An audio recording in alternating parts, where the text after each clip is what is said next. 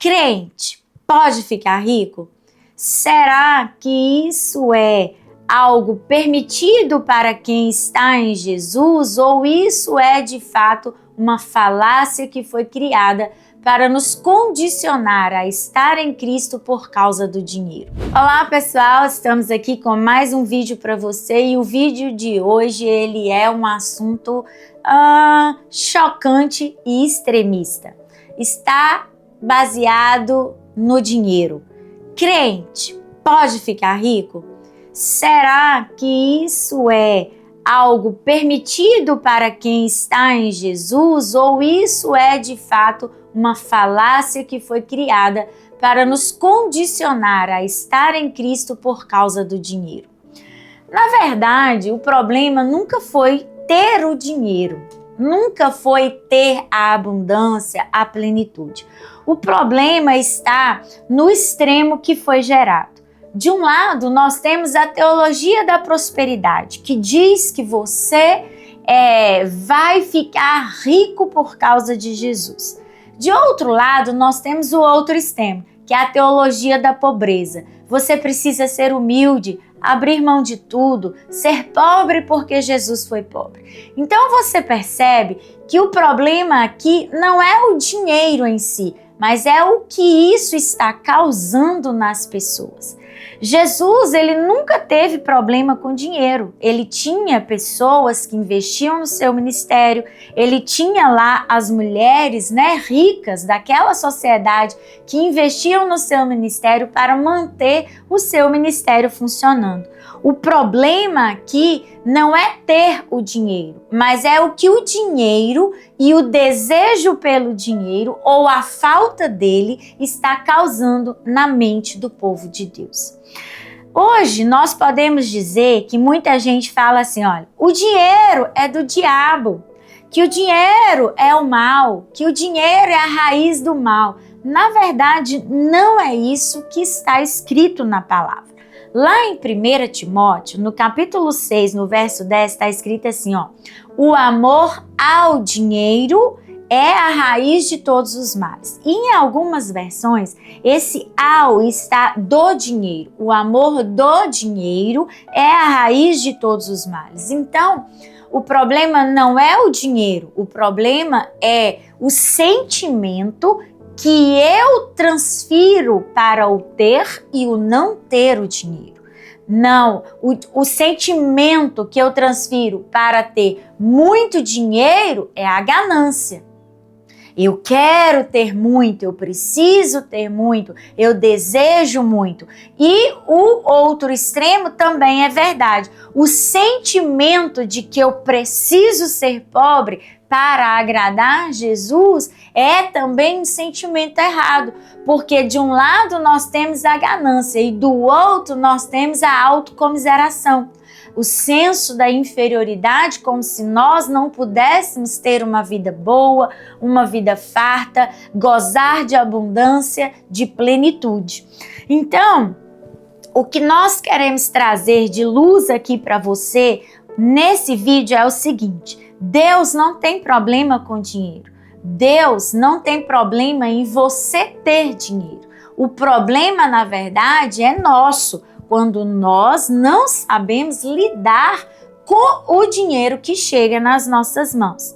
Lá em Deuteronômio, no capítulo 8, no verso 18, está escrito assim: é o Senhor quem te dá poder para adquirir riquezas. Olha que texto fenomenal. Se Deus me dá poder para adquirir riquezas, qual é o problema de Deus com riquezas? Nenhum. Davi foi muito próspero, Salomão foi muito próspero, outros homens da palavra foram muito prósperos, Abraão foi muito próspero, Jacó foi próspero, José foi próspero no Egito. Então percebe que Deus, ele nos entrega a habilidade, a capacidade, o poder para adquirir essas riquezas. O que acontece após a gente adquirir a riqueza é o nosso coração se manter fiel ao Senhor. Aí é que está o grande problema, porque aí o enriquecer não é pecado, de jeito nenhum, já que o próprio Deus me dá esse poder para tal. O problema é a ganância nascer no meu coração. E aí, Mateus 6,24, ele vai trazer o que a gente chama do ponto de equilíbrio entre essas duas coisas. Nós não podemos servir a dois senhores. É que está escrito lá em Mateus 6, verso 24. Ninguém pode servir a dois senhores. Quem vive em função do dinheiro vai acabar seu escravo. Quem vive também em função da pobreza vai acabar também escravo da miséria. Então, nós precisamos encontrar o que nós chamamos do ponto de conversão. E esse ponto de conversão é Cristo.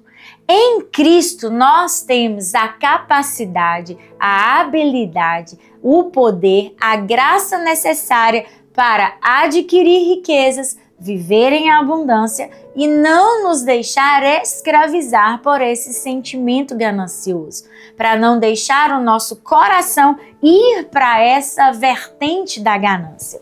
Lucas, lá no capítulo 16, a partir do verso 11, vai tratar de um tema interessante, que é quando a pessoa não é fiel a Deus e ele é infiel até nas riquezas que são injustas. Por exemplo, quem deseja enriquecer de forma ilícita.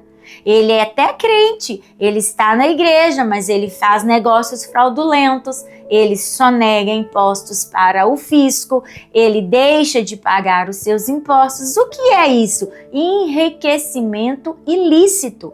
Isso é pecado. Isso sim é pecado.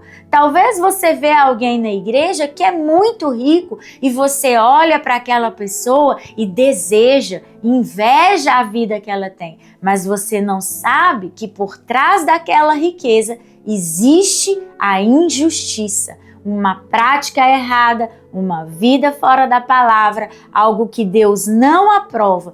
Então, nós precisamos manter o nosso coração no Senhor. Ele é o ponto de conversão. E esse ponto de conversão vai exigir de mim e de você manter o coração alinhado sempre à palavra de Deus. Nós não podemos amar ao dinheiro, amar a vida do irmão a tal ponto de nos permitir fazer práticas erradas, praticar a injustiça para nos tornar ricos. Então, crente pode ser rico? Pode. Crente pode ter abundância? Pode. Crente pode viver numa boa casa, ter um ótimo carro, desfrutar de boas viagens? Pode, porque a palavra de Deus diz que ele veio para nós termos vida abundante. O que nós não podemos é ter essas coisas e achar que essas coisas é que vão fazer com que o nosso coração permaneça em Cristo. O que faz o nosso coração permanecer em Cristo é a nossa fé na sua obra, no seu ministério, na sua morte e na sua ressurreição. Então, eu quero dizer para você o seguinte: Deus não nos chama para amar o dinheiro, mas para governar sobre ele, para desfrutar dele. Deus não nos chama para viver uma vida de miséria, ele nos chama para viver uma vida próspera, abundante, cheia de vida, cheia de prazeres. Andréia, mas não é antibíblico dizer que nós vamos ter prazeres? Não, querido. Deixa eu explicar para você. Você promover uma boa viagem para os seus filhos, uma boa escola, você se dar um presente que você deseja, que vai alegrar a sua alma, é prazeroso, não é verdade?